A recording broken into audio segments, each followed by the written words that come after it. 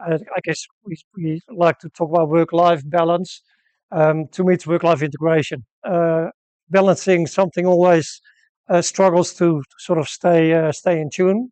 Whereas if it's work-life integration, it's just one easy flow of life, and that's what I'm in, and that's what I'd like to present a little bit about myself, and a bit more about the airport. What I think is really cool in New Zealand is that it's all about storytelling. The ancestors and all the Maori customs they have, archduchies, usually go straight to the point. You open a new car park and cut a ribbon and that's it.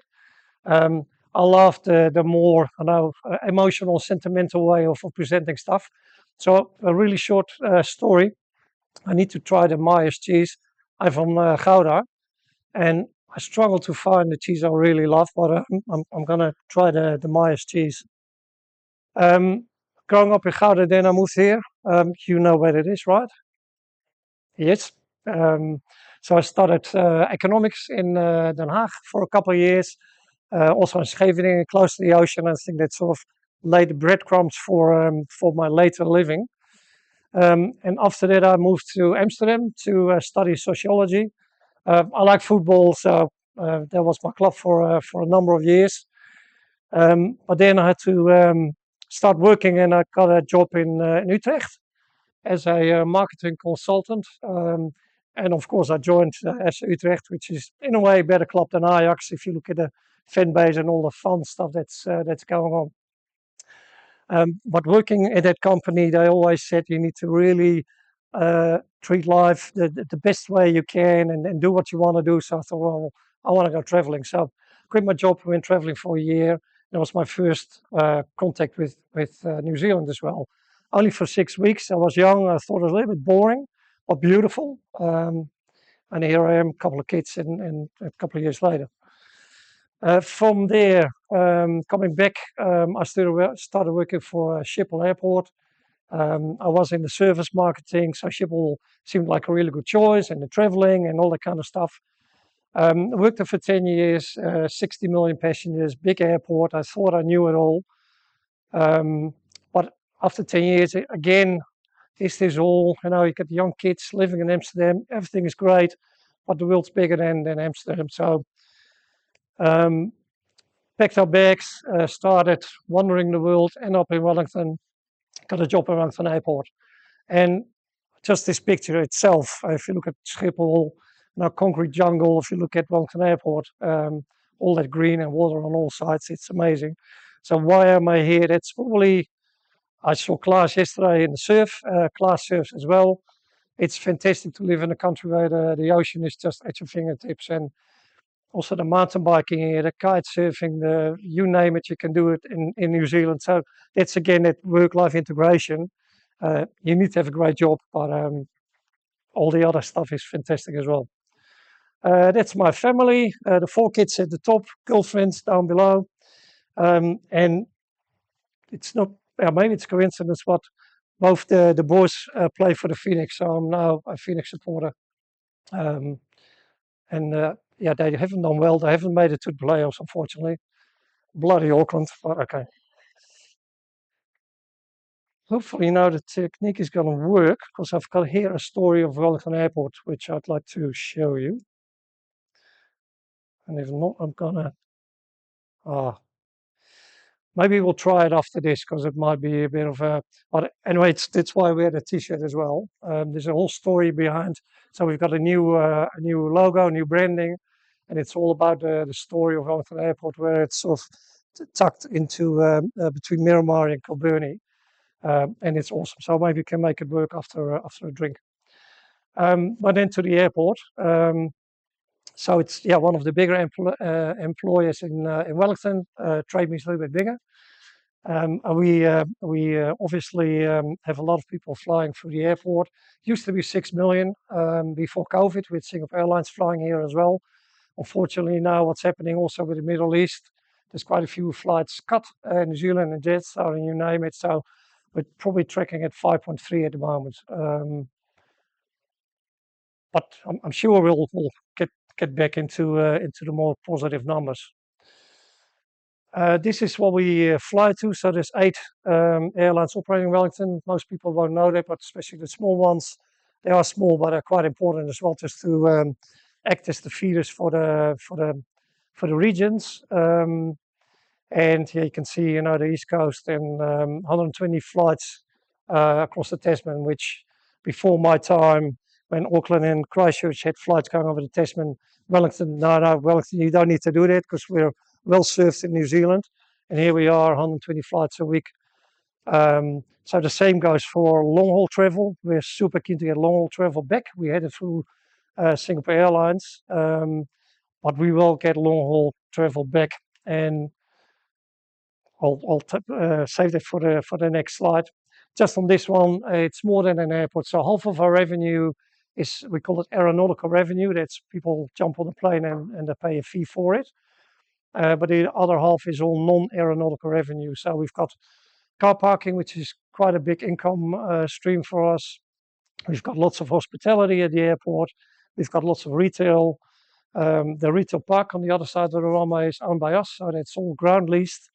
The Ridges Hotel, owned by us, operated by Ridges. And for example, the Z Station, the Burger King in the back. So rather than just an airport, there's a lot of other elements of doing business. And that's what I love as well. We're a small team, it's only 140 of us. And so the management team is involved with basically everything. So rather than just doing operations, I've got 140 staff in total, probably 18 operations, making sure that the lights go on and that kind of stuff. But it's super cool that we buy fire trucks, we build stations, we build car parks, we run hotels, jack of all trades, as they call it in New Zealand, which is really cool. So that brings me to our runway project. So for the last 12 years, probably, we've been trying to extend the runway. I've been in 3 court cases all the way to the Supreme Court with the Pilots Association around extending the runway and safety areas and whatnot. So we just finished this project. It's an arrestor system at the end, at both ends of a runway, that if an aircraft runs over, then they basically crash into it, just like this. So it has an equivalent stopping distance of 300 meters, which is the ICAO safety standard. We used to have 150 meters. And by putting those blocks in our runway, we effectively extended our runway, because we used to have 150 meters on each end. We've minimized it to 90 meters on each end.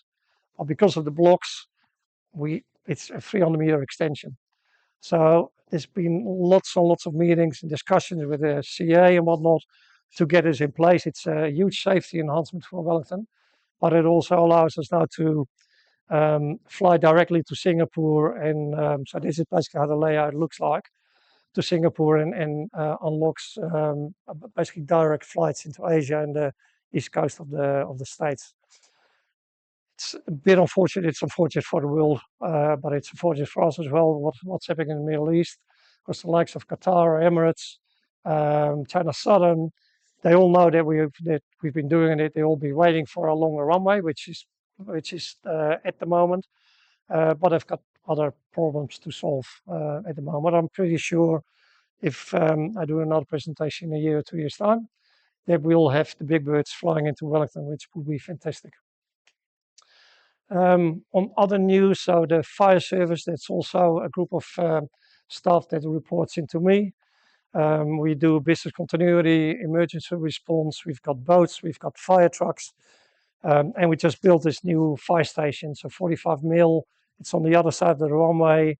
It's part of the Kilburney neighborhood, which this is the view from the street. We wanted it to look like a residential area. From the airfield, it's a very industrial building. So I think the architects done a pretty good job. Another challenge, it's great to serve, but it's not so good for the seawall. It's 60 years old, so it needs an upgrade. You can see if you go down Moa Point, where it's council land, that the sea after every storm takes another half meter of the land. So we've got a big project now to upgrade the whole seawall, which will probably be a project of 300 mil over the next 5 to 10 years. The blocks are 30 tons that go in, so it's massive. You need massive cranes. Cranes and airplanes don't go well together. So it's quite a interesting challenge for us to make that work. But you'll see quite a bit of work in the years to come. So in Lyle Bay, you can see Hotel Catalina on the right down there. That used to be the old general aviation building, so that's been relocated like Kiwis like to do. We own that building, and there's now a nice hospitality service in there. But we're also looking at the rest of Lyle Bay.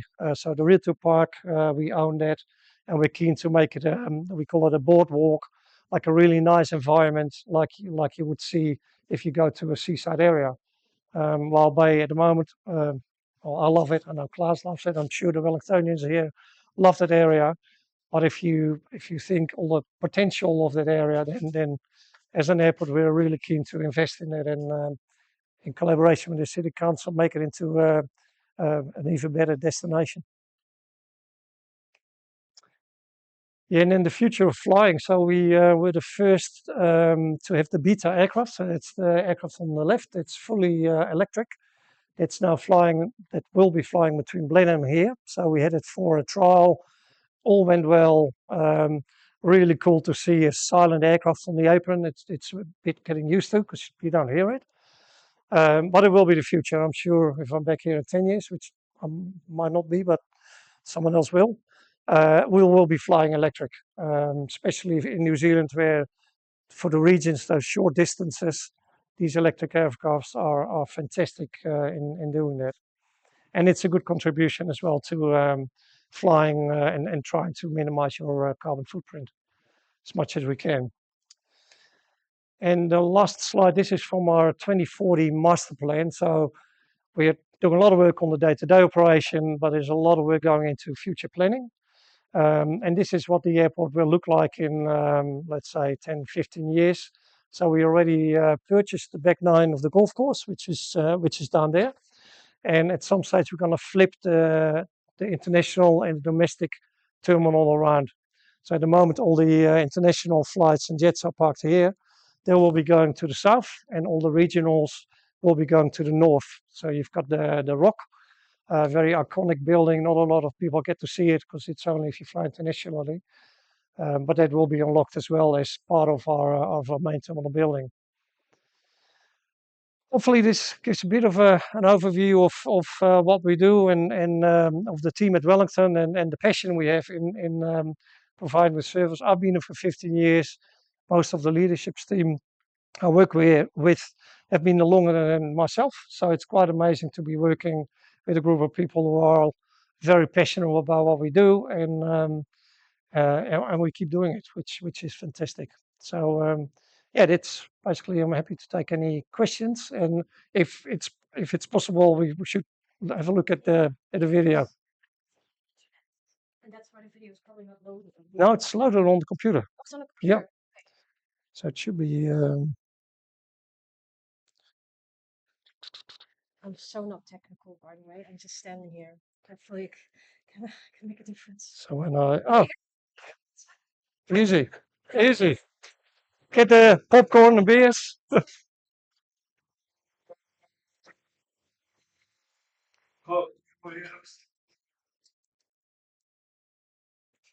Te whaitia te au mārama. E ramo whakairihia tirunga. Turuturu o ti whakamaua kia tīna, tīna. Ui e, tarai ki e. We live in the most beautiful state of the world. Surrounded by wilderness. Mai Wairangi, Pai Moana, ki Pai Whina. Where sky meets sea meets land. For the last 65 years, we've had a runway here. The region's portal. Whether it's Kia ora or Matiwa, we've always been a place of wild stories. A host of giant eagles and fierce dragons. a preview and a review of our cool little capital. But a story we're yet to tell. It's a story of our Finland, the land around us, and the flight long before our time. So to truly connect to our universe, Ka mua, ka muri. We look to the past for guidance to the future. Our story begins upon a sea before the age of time. On his brother's waka, Maui cast a line out to the depths and hooked a giant fish. This formed our great island of the north, Te Ika a Maui. At the head of the fish, the Upoko of Te Ika, Wellington Harbour, is where the story continues. Maui's hook was lodged deep into the side of his catch. Because of the pain, the fish's mouth clenched shut, closing off Wellington Harbour from the sea. Eons later, two phenomena called tupua were summoned to the harbour lake. Their names were Ake and Whātaitai. They made a life here, playfully swirling beneath the harbour's surface, longing to know what lay beyond. One day, the more energetic Tupua, Ngake, summoned all his energy and launched himself high into the air. With an almighty crash, half the cliffs broke, allowing the fish to breathe again, creating the harbour entrance we see today. His brother Whātaitai attempted to do the same, and upon his exit, into a grinding halt. Whātaitai was trapped between the sea and the lake, thrashing his tail. The struggle was in vain. Time passed. Out of the water, Whātaitai grew weaker and began to die. As he took his last breath, a phenomenon called aerial activation took place. His spirit ascended in the form of a bird, Te Manumura, passing through Rangi Tapau, our portal to the universe beyond.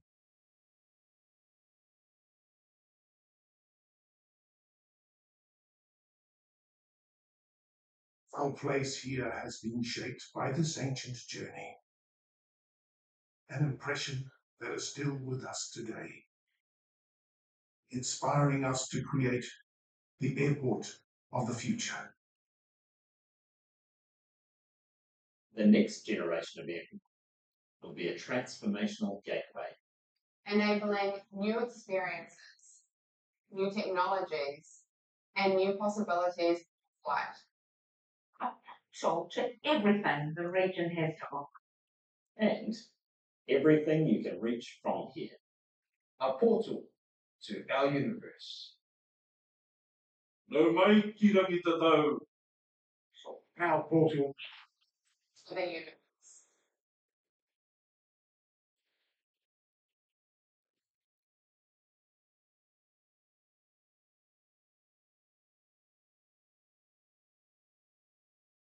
Say no more. Yeah, Well done. It's a nice video. yeah, it's cool. Any questions for Ayolt? Well, the electric airplanes, right? Are they going to be manned, unmanned? Is it for freight? Or is Yeah. Yeah. No, it's for freight initially. So we'll have two pilots, and it's gonna go between here and Blenheim. NZ Post, I think there's a contract now, and they're looking at others as well. So we had a demonstrator aircraft here just to test that it's working, all approved by the CA, and then in the end of this year, we'll have like a regular service between here and Blenheim. Are you going to explore like unmanned?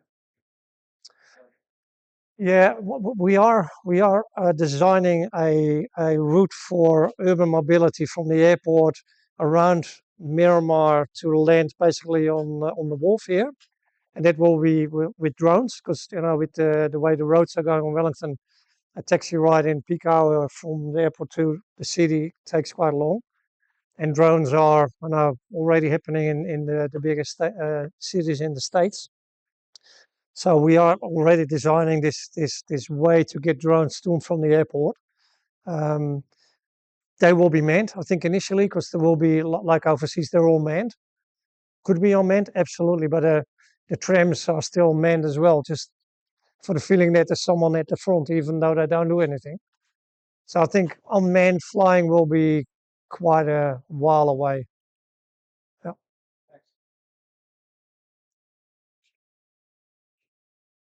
Can I just ask this? The last slide was kind of a sort of reference to the future, like further away. Yep. Timeline on process. So that was the 2040 master plan. And it was probably 5 years ago that we did that. So every 5 years, we're required to have a master plan to inform neighbors or people want to buy a house or whatever, what's happening with the airport. We're changing our tech a little bit because to say 2040 is basically depending on a passenger increase of, it used to be 3% per year, every year on year. But then we had COVID and now we've got the Middle East. So there's disruptions every time. So now we're a 6 million airport at the moment. And now we're talking about an 8 million and a 12 million airport. And if we're an 8 million airport, then we would have made that switch. So then the internationals will be on the other side. And whether 8 million will be in 2040 or 2045 or 2038 doesn't really matter as much.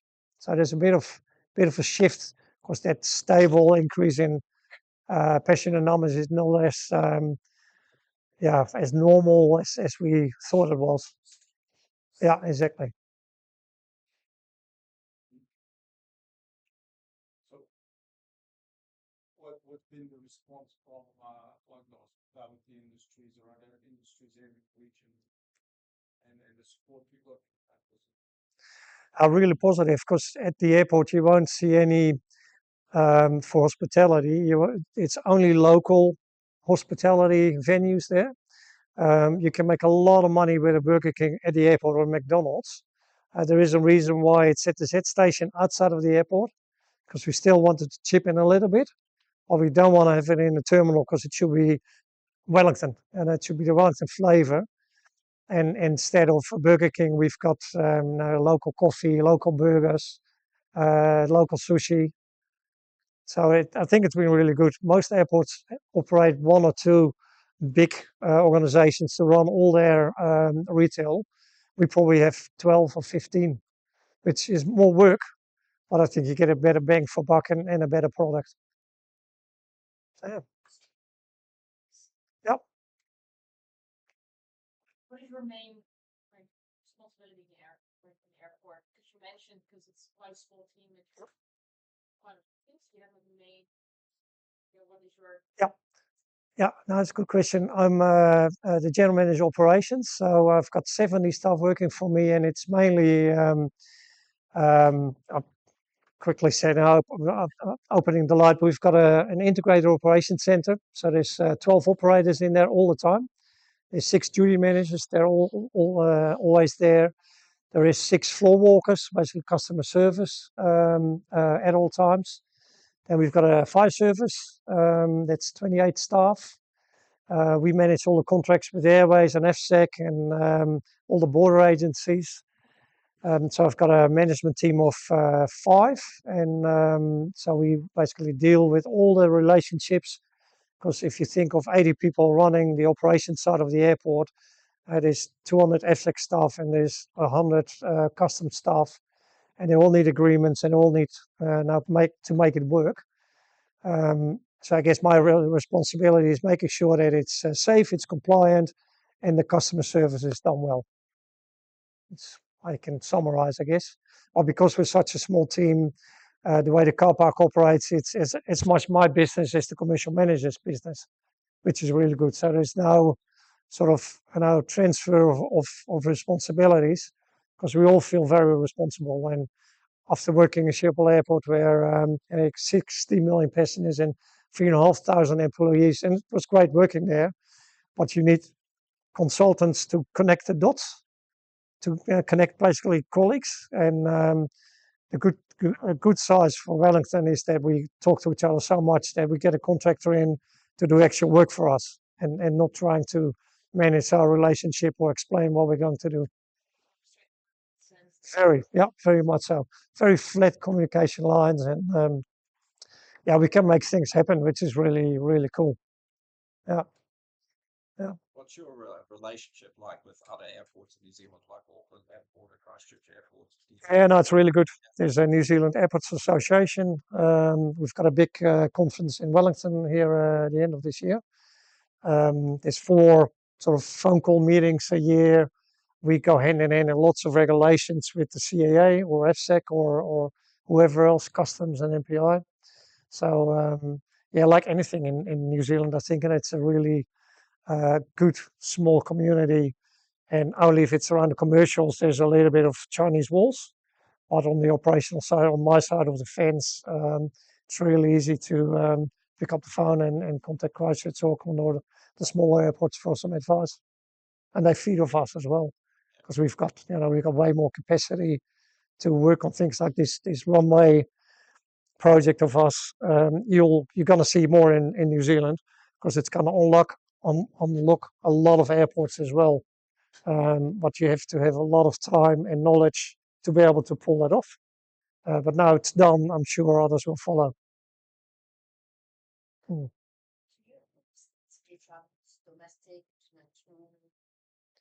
Yeah, it's around 5 million domestic, and the rest international. So we used to say 5 million and 1 million international.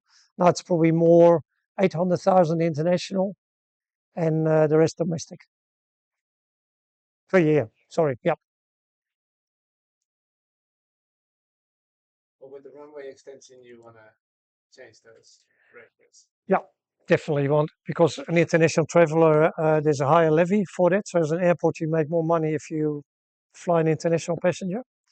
So we are, that whole swap of the terminal, the sole reason is that we will be flying double dailies, big aircrafts in and out of Wellington, overseas. Cool. Yeah. You mentioned a couple of the airlines that were interested to expand. Yep. Can you say anything about how many connections that would be additionally on like a weekly basis? Well, it is a bit, of course, because those discussions have been going on for the last couple of years. So we had Singapore Airlines flying here starting in 2016. They made a lot of money, because there's a lot of Wellingtonians flying to Europe and that way. So the business case has been proven, that there's a lot of people with money in Wellington who want to fly overseas. And New Zealand is always trying to sort of leave it in Auckland and Wellington, because they get the domestic fare anyway, and then you fly out, so there's no competition in Wellington. So for them, it's always been better, and they're owned by the government. So it's been an uphill battle for us to make Wellington a long destination as well. That's why I mentioned with Trans-Tasman back in the day, no, you don't need that in Wellington, because we already have Auckland and Christchurch, and people can fly from there to Aussie. Well, today, you got 120 flights a week. And I'm 100% sure in 10 years' time, we'll say exactly the same about long-haul flights coming into Wellington. So initially, it will probably be probably 2 airlines with a daily flight, we're hoping. And then that will expand quite quickly. And what we also will see happening is you'll see a Dreamliner flying into Auckland and back, because at the moment they fly every hour and they get pretty full. It's way more economical to fly a bigger aircraft once every hour and a half. It's not happening at the moment, but in 10 years' time, that will be the norm probably. Can these big airplanes like fly in the Wellington wind? I mean, obviously yes, but you kind of go through a lot of wind here. Yeah, wind's good for flying. So we've got a relatively short runway. No, but it's true. I mean, there's I think 3 advantages of flying into Wellington. One is it's and now you have to pay attention. And when I worked at Schiphol, we had the Turkish airline crash. I was flying an automated pilot with 3 pilots in the cockpit, and it crashed because you got a 5 kilometer long runway, 60 meters wide, and it's, oh yeah, no, 2 fingers in the nose. It's not a Kiwi expression, I think, but it will be easy, right? In Wellington, they pay attention because it's quite tricky. So that's always what I like to say. Well, I think it's probably safer because pilots pay attention. The other one is the wind.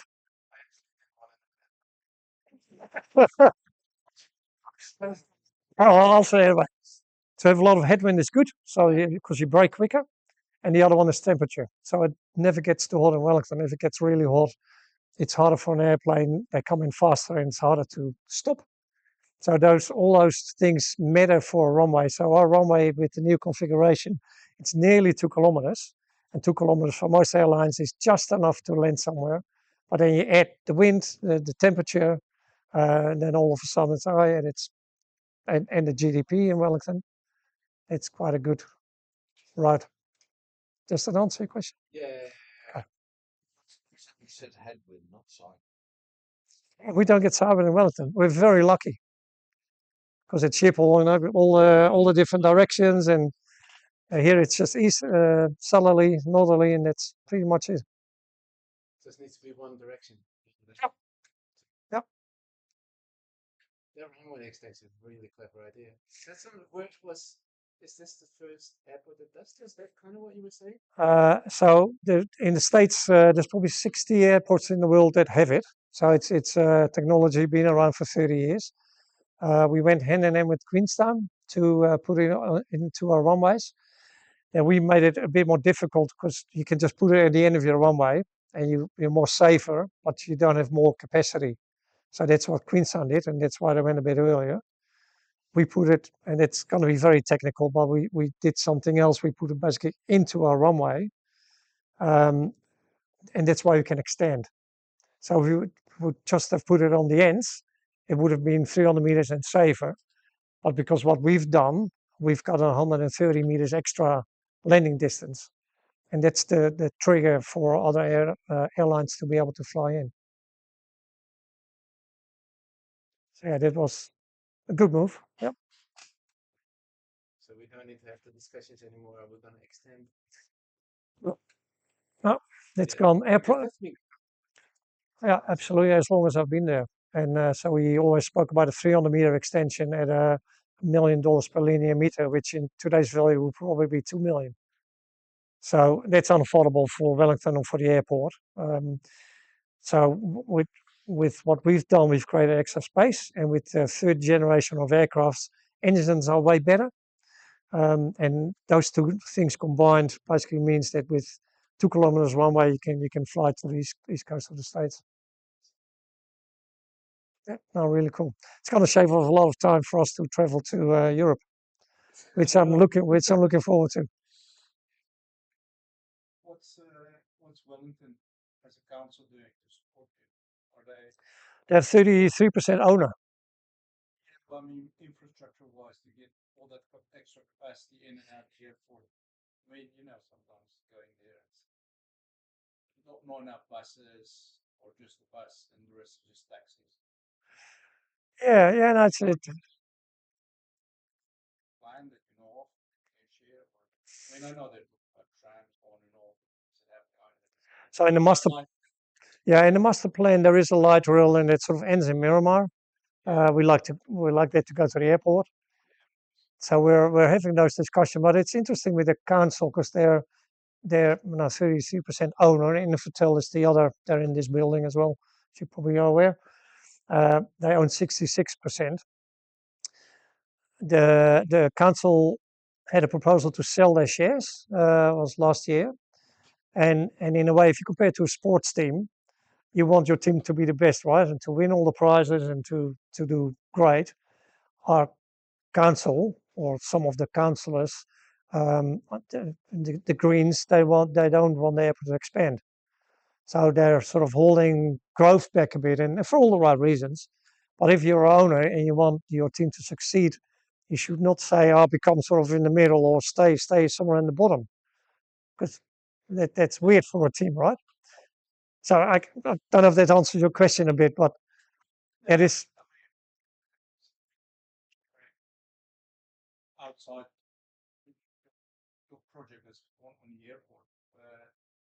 Wellington, I mean, I've been here for about 10 years now, and there's always been on and off these discussions that we hear about what they're going to do to unlock the region. Yep. And I just wondered if kind of you guys doing the airport, whether that has triggered to them actually get in gear and maybe focus a bit on what this is. Yeah, they put a pedestrian crossing on Cobham Drive to stop State Highway 1 to get to the airport. As an example, so is that helping or?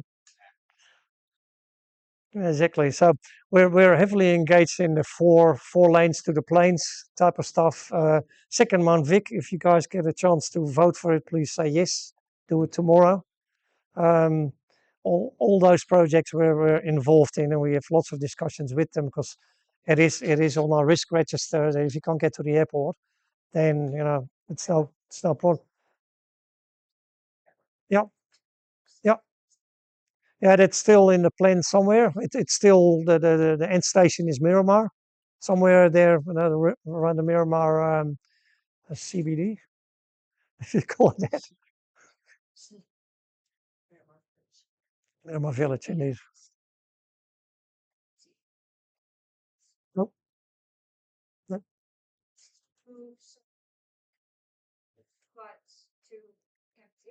Nah, 65 years ago, yeah. And every master plan, so every 5 years, we need to do a study where we would go next. And basically, in our study, we can grow to 12 million passengers with one way, and then we're at capacity. So that's still a few years away. And Kapiti is one of the locations you could go. My bet would be probably the Wiertsema, and now high speed train through the hill, and there's a lot of flat space there. Satellites by then. Probably, yeah. Missiles. Yeah. Thanks, sir. Yeah. This how recently obviously the building and or soon opening the Ayolt, Yes. seawall from Wellington to Tony. Yep. Made with some very fine Dutch engineering. Yep. Yeah. X-blocks from Dutch marine like construction company.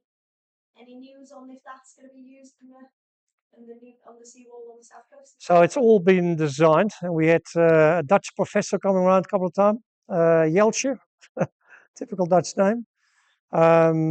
There's no Dutch companies involved in the build. Yeah, but we definitely did have Dutch engineering going into it because it's a very complicated beast. Because the strait here is one of the most ferocious in the world probably, and it moves 15-ton blocks at the moment. Every storm we lose a few, which is incredible. So that new seawall with 30-ton blocks, and they're all sort of interlinked. Yeah, it's going to be a massive project. But yeah, cool. Thanks very much. You're welcome. Informative.